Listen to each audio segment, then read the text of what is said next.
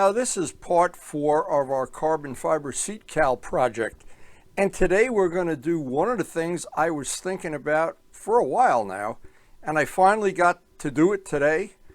I cut apart the spare windshield, took the centerpiece out, and did a lot of final fits, a lot of back and forth fitting to get that little rib to be in the right spot on the seat cowl.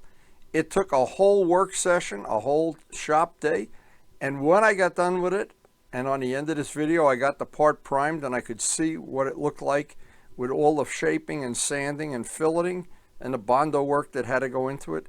And when I was done with it, I was really glad I thought it through and took the extra day. Actually, it probably had 2 days to the project, but in the end, I'm going to have this for the rest of my life. And you can watch it in 4K, just adjust your settings in the lower right. So on this video, the next step on our MT09, the seat cowl, I want to see, this is the spare windshield I had. I had bought 2 of these, and they were about $25, $27 a piece, so it wasn't a big deal. And I wanted to see, and I had thought about this for a long time, but I just couldn't picture it in my mind. Now that I have the cowl made, I can picture it a little bit better. I wanted to take the saw and cut this rib out, this little piece. This kind of defines the MT09, the front end. Use this on the back end on the cowl, and if I don't like it, just not use it. But I've got to cut it apart first, see if I'm going to get it, like it, ask Karen to come in and give me the okay on it. But it's the kind of thing that if for some reason I don't like it, I'll just remove it. I'll take the heat gun and take it off. I'll put it on with 5-minute epoxy so I can always take it off with a heat gun. So the first step on this, obviously put the seat on, and I want to look at how I like the look of this rib, and I'm trying to envision what it looks like. Yeah, and that rib, I guess we'll call it a rib. It kind of is a perfect match. In fact, it's exactly the same match. So I'm trying to picture it, of course, without the rest of the windshield there. And I had thought for a minute of cutting more of this away, and I was trying to avoid being too cute. Now I know from the world of model airplanes, it's easy to work on a center line. Just put a center line down a motorcycle, then you got something to reference. Because if this part is off to the left, to the right, crooked in some way, or if the fillet is not correct, what's going to happen? The part is just going to look terrible. And you'll be able to stand behind a motorcycle and see right away it doesn't line up. In fact, there's a point on the tail light and a point on the seat, and they all have to line. So with that center line on, now I know it's in the middle of the motorcycle. Now I can reference, when I put that rib in, I can use that as my reference line. Now, if you were to do this by eye, and I've done it with model planes where I thought everything was really, really straight, and the next day you look at it and it's off. Well, I don't want that to happen if possible. The tabs worked out real well, that real soft aluminum. The finger guards, they really, really worked out well. Done that on 2 motorcycles now, and you can see how easy that is to just take the part on and off. That's nice if you want to ride the bike, if you want to take a passenger. I don't take passengers, so always a heat gun or a hair dryer. Get the sticker. I'll save that sticker for some future project. And I want to use tape whenever you use the little jigsaw. It gives a much better reference line than if you try to do it with a Sharpie marker or with an ink pen. I always like to just use an old Dremel saw. Now, the saw doesn't really cut through this. This is plastic. And it's actually a smoke color when you get it. And the blade actually burns its way through. So it is time consuming to get it to make a nice cut. And of course, if you're not careful, you can break the part. I don't want to break it. So I want to cut that little center rib out. And I've been thinking about this for a long time anyway, of how to do this cowl. And that's why I did the prototype for the 650. I really didn't want to just compromise it and just do something that I didn't think the whole project through. Well, after I got done with this today and I got all of the little parts of this just the way I wanted them, and once you cut this in half, of course now you got the pieces, and that center piece, it's really just exactly the way it should be there. I hope that's going to work out great. Now the part that makes this difficult is that is not a flat surface, so I just can't go over to a piece of glass with sandpaper on it and make two flat surfaces. They're both curved and they're not curved equally. So what it is, the way I did this was just randomly doing it by eye on the belt sander, then go back, sand some of it by hand, do a little test fit, and this goes back and forth probably 20 times. I don't want to make the video an hour long here, but get the idea. You don't just get this in one shot. This takes a little bit of time to get those two parts to just join together reasonably well. The tape allows me to make sure I'm measuring in the middle, because both parts have a curve in them. And I can either do this by hand or with the belt sander or both. But I can't do it just by running it on that permagrit, that big, looks like a big stick with carbide cutter stuff on it. So back and forth, and this is a back and forth, and it takes a lot of patience. But again, from the world of modeling, I know, especially when you make a take-apart airplane, or you make a cowling, or you make anything where two parts have to join, and they have to look, after they're assembled, like one piece. Now, I want that piece to have a perfect fillet on both sides. I want it to begin and end almost at the end of the part. And I've really got a lot of choices here. And I've been thinking about this for so long that I really today was kind of psyched up about seeing it in real life. Now, the whole thing with this, you might be thinking, well, that's just a little part. Yeah. But it's this motorcycle more than any I've ever restored. Little details make the difference between something really unique and really custom and something that you look at and you go, I've seen that before. So it's little details, and the fact that that's going to be a perfect match to the windshield, that is going to be a touch that you're not going to really notice. And I know people at the meetups are going to say, oh, where did you buy that part? I know it.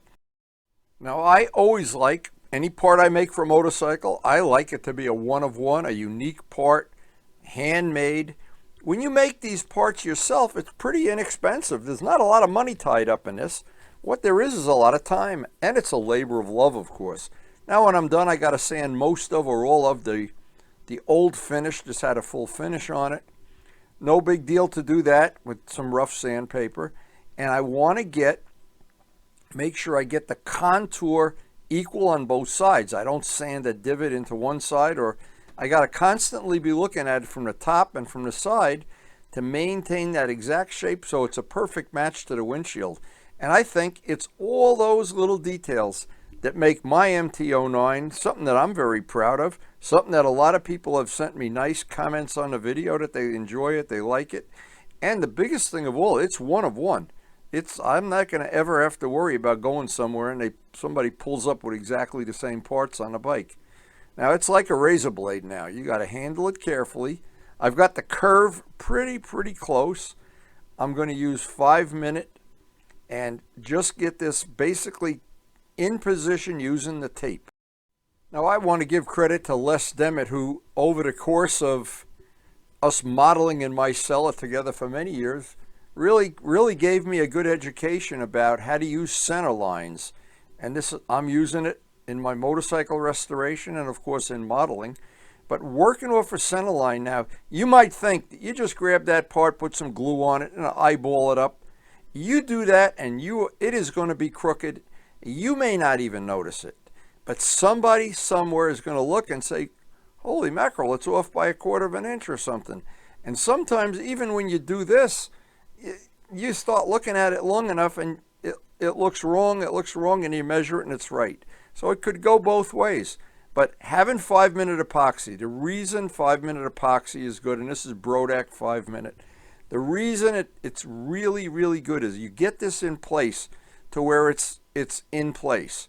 And now if you say, oh my God, somebody looks at it and says, oh, Wendy, you got it on backwards. Oh, you did something wrong. You go get the heat gun. You get the part to 160 degrees and you can pull it right apart like the glue becomes chewing gum. That's not true of all epoxy, but it's true of the epoxies that most people use, a Brodak epoxy that they use in modeling. So it's a real nice feature to be able to do that. Now, if I just eyeball that up without the tape, I'm not sure, maybe I would get it right, but because I put that center line down a motorcycle and I have it front to back, I really get a feeling that when I'm done with this, and after I put in, it's going to be an amazing amount of time, you don't think it is, to get a nice even fillet around that part so that it's seamless. It looks like it came out of the mold in one part. That is a labor of love to get that just right. But the step one is get that part tacked in place. Now, whenever you're doing a joint like this, that there's always going to be some epoxy that oozes out. It's a good idea to have a handful of Q-tips and a little cap with some acetone in it. Actually, the cap that's on the acetone can is fine. And just wipe it, put a drop of acetone, or just wipe it dry first. Doesn't really matter. The little bit of acetone that might touch the epoxy isn't going to change anything. And anytime you want to clean your hands or brushes or anything, acetone to me is the best material to do that, even though they do make solvents. I want that seam to be strong. I don't want to have a crack in it. Now, we're gonna put Bondo on that.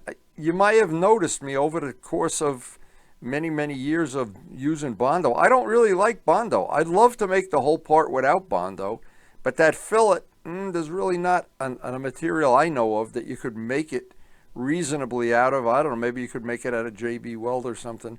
So I'm going to have to bite the bullet and make that little fillet out of Bondo at some point in this job. Now, I know what some people might be thinking. Well, you know what? That joint, it's not a structural joint. And if it was, it doesn't have to be neat. You're going to go over it with Bondo, and obviously you're going to sand it over and over again. But I like to work neat. I like to work where I'm not working in a chaotic situation more than I have to. Doing any carbon fiber work, it's kind of dirty, it's dusty. Anytime you can sand outside, it's great if you can. But my shop, I learned to go to war with the army I have. So once I pull the tape off, looks like I got it right in the middle. Well, I guess we'll find out. So 2100 4CR. This is the best Bondo I have ever used, and I've used all the stuff they sell at AutoZone and stuff you buy from different car places. It's glass filled. It's a lot stronger than traditional Bondo, and it's a little more expensive, available in body shops, of course. Any glass filled is going to be better than non-glass filled. And the worst stuff to use is the stuff they sell at typical AutoZone stuff that's very inexpensive. It tends to crack. Now, all Bondo is a polyester resin. That means if you put 1 drop of hardener in a 55-gallon drum, it will eventually harden. It sets off a molecular reaction that will harden a whole drum of resin. It's not like epoxy. Polyester resin is very different. So I can control how long it's going to take before this hardens up, and my shop conditions are still a little bit chilly. So I always put a little bit extra hardener in it because I want to get this, I don't want it to sit 24 hours. Usually it'll harden up. If you do it the way they show you on the label, 15 minutes, 20 minutes. Well, yeah, but you know what? The reality is you can control that by adding more or less hardener, and the material never changes. Now, this material, and I've used this to do fairing repairs and all kinds of stuff that I've gotten real comfortable using it. I got an ordinary plastic spoon to make the fillet. Just an ordinary plastic spoon, and keep throwing them away. They're cheap. And whatever oozes out and does not become part of the fillet, well, in modeling, people use a marble. That's one way they do it. They use the similar material, and they can use a marble of any diameter. That's real nice. You can use your finger, and I'm trying to show all the different ways you can do it. And it doesn't have to be super accurate, because what's going to happen, we're going to sand it, and I'm going to sand it to the radius that I want to have in the final part. And I want it to have about the radius of the windshield. I don't want it to be a lot more mushroomed out. I don't want it to be super sharp. So whatever oozes out, after I think it's coming, I'm getting real close to what I want, I can just take the little spreader and just get the rest of it off. This material, if you let it dry, and I like to, really an hour, I like to go do something else while it's drying, was if you start sanding it before it's totally cured, it just gums up the sandpaper and makes a mess. And it puts dents and divots down in the soft Bondo, which then just gives you extra work. If you let it dry and then do the test of just take a little bit of some rough sandpaper, and if it powders off, if the Bondo becomes powder as soon as you sand it, it's ready to sand. Then you can make up all your little shapes and blocks and little rubber tadpoles and things that you're going to do, or some people do it all by hand. I like to use a combination of a soft block, a hard block, then my finger, and then just fold the sandpaper up until it's 8-10 sheets thick and it becomes like a little tube, and then you can just make a radius out of it. But it doesn't matter how you do it, because we're going to go back and forth with this, back and forth, and it's going to need a little adjustment every step of the way until I am really happy that that part mimics the windshield. And I tried to keep this as short as possible but not leave out any steps. This part of the job, getting that ready, was at least an hour. So once it's totally cured, and this is 100 grit on a soft block, I can just get the general shape. Just get all the big lumps and bumps out of it and try to get it to blend into the raw carbon fiber part. This quality Bondo is really, really good. Now, a good trick, and I use this all the time. This is the first time I've used this. This is Harbor Freight super glue because I ran out of CA, ordinary CA. This is CA, by the way. So I figured this would be a good day to test it, a good part to test it on. Now, what happens is carbon fiber is very, very hard. The Bondo is soft. Whenever you try to get a seam between a soft and a hard object, in other words, if you take a banana and a brick and glue them together, you sand, and the banana sands away, but the brick doesn't. So what you do is when you're down to where you're kind of happy that we're getting real close to that, then I harden up the whole surface with CA. And it doesn't matter what brand you use, and it's got to be thin though. They make thin and thick. And I just thought this would be a good day to demo this and show it. And by the way, it's about $5 for that tube, and I got to look at how big it is. But it seems like it worked fine on this project, and I live right near a Harbor Freight too, and I just love the fact I can run down there and get it anytime I want. But it did work out well. Now the other test with CA, you give it a minute to dry, wipe it with a paper towel. The dust in the paper towel kicks off the CA. Now I've got a hard block. The hard block is blending that radius so where it's one molecule thick, where the Bondo ends and the part begins, I don't have a ridge or a step. And that's one of the key things, is not to have a step where the Bondo ends. So now we drop down to 400 grit paper, a hard block. I want to get any of the deep sanding scratches from the rougher paper out. This is a little time consuming. You can see the whole middle of the part has been hardened up with thin CA. And of course the CA sands beautifully. And primer sticks real good to CA if you etch it, if you sand it. If you just put CA on something and it's shiny, the paint might not stick. Now when I have a hard block, the sequence is always, I like to do the hard block first. I can get in that radius area. I use the edge. You see how I cut the sandpaper right in half? And it's the edge, the lip is just going up. So I can use that to my advantage in shaping and carving.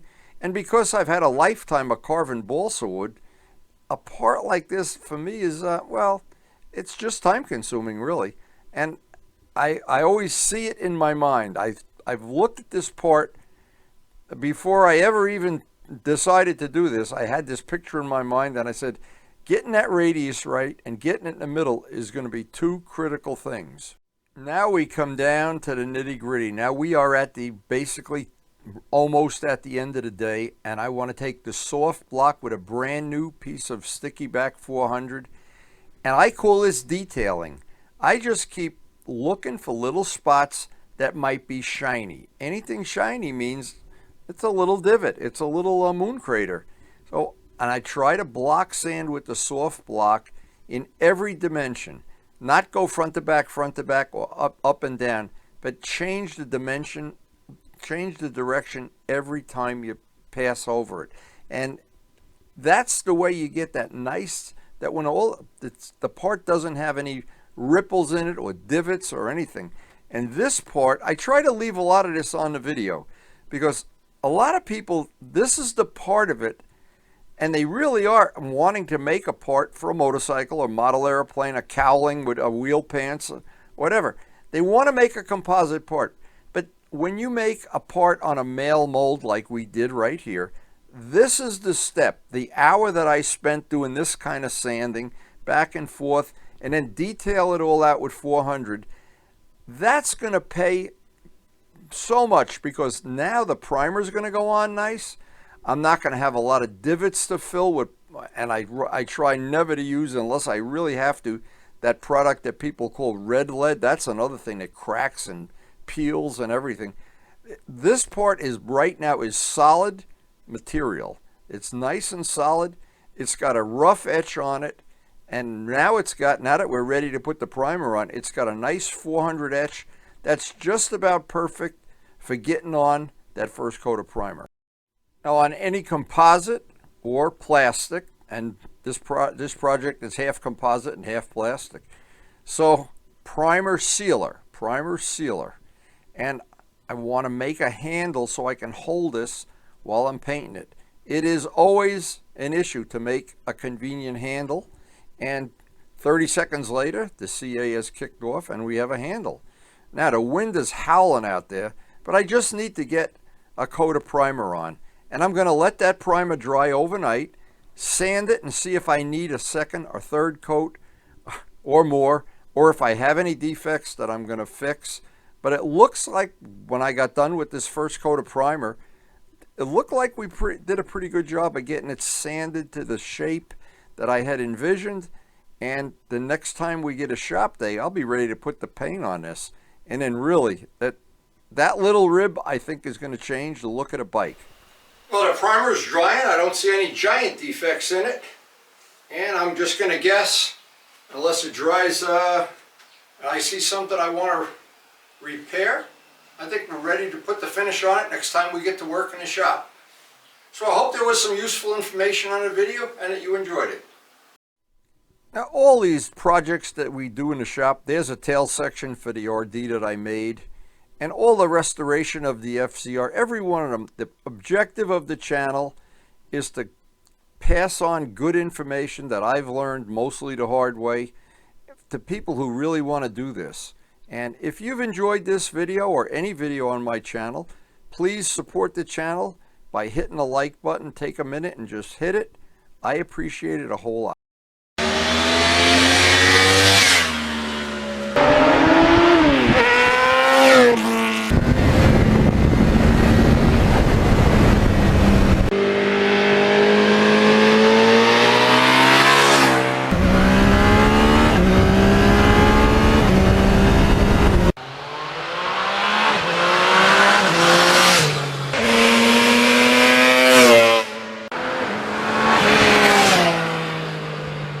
And thanks so much for watching.